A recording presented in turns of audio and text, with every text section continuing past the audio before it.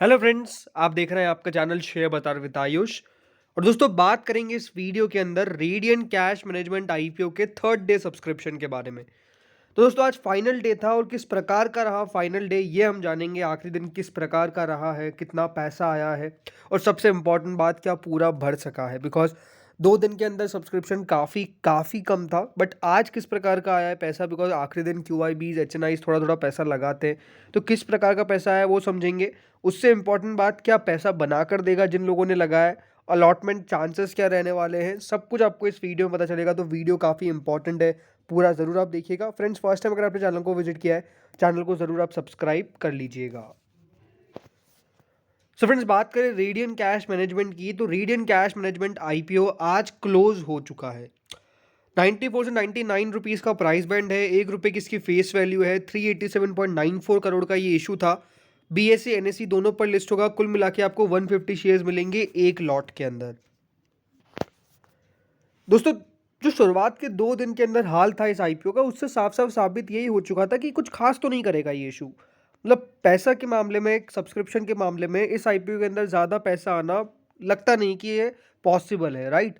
और 2 दिन के अंदर अगर कोई इशू मात्र 11%, सिर्फ 11% भर रहा है, कोई भी कैटेगरी पूरी नहीं आपको पैसा डालती हुई नजर आ रही है, इससे साबित क्या होता है? इससे साबित एक ही चीज़ होती है कि इस आईपीओ के अंदर आपको सिर्फ डिसअपॉइंटमेंट दिखेगी। इस आईपीओ के अंदर पैसा नहीं दिखेगा। इस आईपीओ के अंदर कह सकते हैं कि आपको काफ़ी कुछ दिक्कतें आने वाली है। अगर लिस्टिंग की हम बात करते हैं तो दिक्कतें क्या, कि कुछ पैसा ज़्यादा बन नहीं पाएगा, साफ साफ ऐसा लग रहा था। 2 दिन के अंदर 11% में किन किन ने पैसा लगाया था? क्यू आई बीज ने 16%, एच एन आईज ने 3%, रिटेल कैटेगरी ने 12%। अब आखिरी दिन किस प्रकार से पैसा आया है वो हम एक बार देखते हैं। तो दोस्तों, क्यू आई बीज की कैटेगरी करीबन 95% भरी है फाइनल डे। अब इंटरेस्टिंग बात क्या है कि क्यू आई बी का पोर्शन तक फुल्ली सब्सक्राइब नहीं हो पाया। अब ये बहुत इंटरेस्टिंग है कि क्यू आई बी का पोर्शन भी दोस्तों फुल्ली सब्सक्राइब नहीं हो पाया। यानी ये जो क्यू आई बी मदद करते हैं आईपीओ को पूरा भरने के अंदर, यहाँ पर आपने क्या देखा है कि क्यू आई बी ने पैसा पूरा भी नहीं लगाया। यानी वन टाइम भी आपको, यानी पूरा 100% भी क्यू आई बीज ने पैसा नहीं लगाया। ओनली 95% उनके द्वारा पैसा आया। एच एन आई दोस्तों सिर्फ 39 टाइम्स क्या, परसेंट ओनली, राइट। 39% पैसा लगाते हुए देखने को मिले, जिसमें जो बिग एच एन आईज थे उनके द्वारा 55%, स्मॉल एच एन आईज के द्वारा ओनली एंड ओनली 9%। सो बहुत इंटरेस्टिंग है, या फिर कह सकते हैं कि इस आईपीओ के लिए बहुत खराब ये रिकॉर्ड है कि ना क्यू आई बी पोर्शन पूरा भरा, ना एच एन आई पोर्शन पूरा भरा। यहाँ तक कि एच एन आई में तो इतना बुरा हाल है कि वो आपको 50% भी भरता हुआ नजर नहीं आ पाया।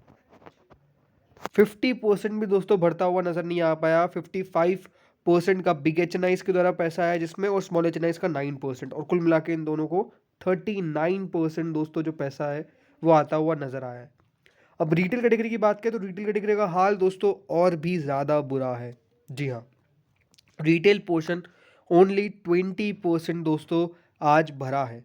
20% के भरने का मतलब क्या होता है कि ये आपको 1/4 जितना भी पैसा नहीं ला पाया, 25% भी पैसा नहीं ला पाया। तो ये हाल दोस्तों बहुत बुरा नज़र आ रहा है।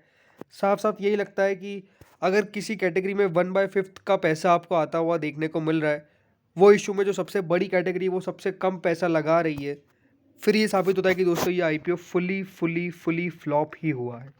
और कोई वर्ड नहीं है इसके बारे में। यह आईपीओ आप कह सकते हैं डिजास्टर रहता हुआ देखने को मिला है। बिकॉज कंपनी ने जिस प्रकार से पैसा बाजार से उठाने की कोशिश करी है, कंपनी फ्लॉप हो गई है। कंपनी उतना पैसा नहीं उठा पाई है। और अब एक इंटरेस्टिंग फैक्ट आपको बताता हूँ कि अकॉर्डिंग टू मार्केट रेगुलेटर, जो आईपीओ है उसके अंदर 90% पैसा आना चाहिए। कितना? कम से कम 90% उस आईपीओ के अंदर पैसा आना चाहिए, तब जाके उस आईपीओ को दोस्तों सही कहा जाता है। 46% आप यहाँ पर पैसा देख रहे हैं। अभी 46% किसका है? पूरा आईपीओ कितना भरा है? 46%। ये 46% दोस्तों किसका है? ये 46% है of the shares offered, 271.56 crore. पूरा अगर आप देखेंगे कितने का ये इशू था, पूरा था दोस्तों ये 387 करोड़ का। तो इसके मुताबिक दोस्तों 387.94 करोड़ के मुताबिक 349 करोड़ के आसपास का पैसा आना चाहिए था। कितना? 349.14 करोड़ के आसपास का, राइट। पैसा है ओनली, अगर आप इसको हटा देते हैं, बिकॉज 349 में से कंपनी ने कुछ तो अपना एंकर इन्वेस्टर जुटा लिया, यानी जो बचा हुआ पैसा था जो 270 करोड़ के आसपास का, अगर उसका हम यहाँ पे 90% भी निकालते हैं तो 270 का 90% दोस्तों एग्जैक्टली बैठता है अराउंड ये 243 करोड़, ठीक है, 270 का। तो 243 करोड़ तो कम से कम आना चाहिए था, लेकिन पैसा दोस्तों कितना आता हुआ देखने को मिला है? 270 करोड़ का ओनली 46%, यानी 270 का अगर 46% भी आप निकालेंगे तो वो अराउंड बैठेगा 124 करोड़ के आसपास, 124 करोड़। यानी इसके मुताबिक कितना कम पैसा आता हुआ देखने को मिला है। अगर आप कंपनी के एंकर इन्वेस्टर का पैसा भी यहाँ पर मिला देंगे तब भी उसके मुताबिक पैसा बहुत ज़्यादा कम आया है। तो क्या ये आईपीओ को वापस से पैसा देना पड़ जाएगा इन्वेस्टर्स को? ये भी अपने आप में एक बहुत बड़ी बात है, क्योंकि कंपनी को तो पैसा बहुत ज़्यादा चाहिए था और उतना तो पैसा आता हुआ नज़र ही नहीं आया है। तो क्या होगा इस आगे का, वो तो डेफिनेटली आगे का डेवलपमेंट ही हम देखेंगे, बिकॉज पैसा बहुत कम आया है। कंपनी को जितना पैसा चाहिए था उतना तो आ ही नहीं पाया, ये अपने आप में एक बहुत बड़ी बात है। तो अब आगे देखना होगा कि किस प्रकार से चीज़ें जो है वो बैठती है, बट यही है कि अपने आप में इस पूरे साल का सबसे बड़ा फ्लॉप आईपीओ अगर आप इसको कहेंगे इन टर्म्स ऑफ मनी जो आया है वो डेफिनेटली रेडियंट कैश मैनेजमेंट है। बिकॉज बाकी जो आईपीओ थे वो कम से कम 80% भर रहे थे, 70% भर रहे थे, लेकिन इतने तो भर रहे थे, आधे तो भर रहे थे ना, बट ये आधा भी नहीं भर पाया है। तो ये अपने आप में बहुत बड़ी दिक्कत है कि इस आईपीओ के अंदर इस प्रकार का हाल हुआ है।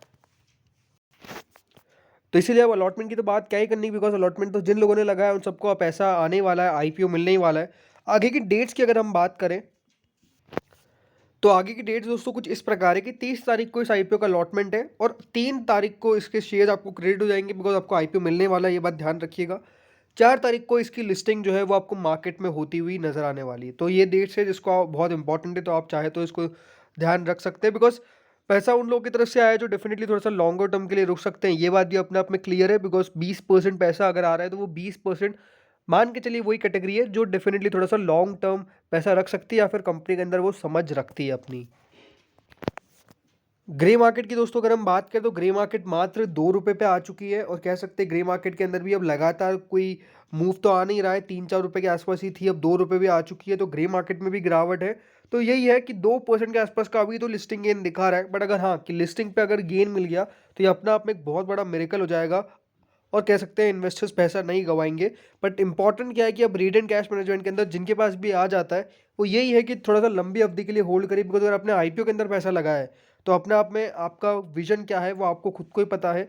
तो ये बात बहुत इंपॉर्टेंट है। बाकी बहुत दिक्कत आई है इस आईपीओ के अंदर, ये साफ साफ नज़र आता है, और अब देखना होगा कि साप पॉलीबस, बिकॉज वो इशू तो चलिए बहुत छोटा है तो उसको पूरा भरने के अंदर बहुत दिक्कत नहीं आने वाली है, बस किस प्रकार का पैसा आएगा वो देखना अपने आप में बहुत इंपॉर्टेंट होगा। तो दोस्तों इस वीडियो में इतना ही था, होप सो वीडियो बढ़िया लगा होगा, अगर लगा तो लाइक कर देना, चैनल से पहली बार जुड़ो सब्सक्राइब कर देना। Thank you friends for watching this video.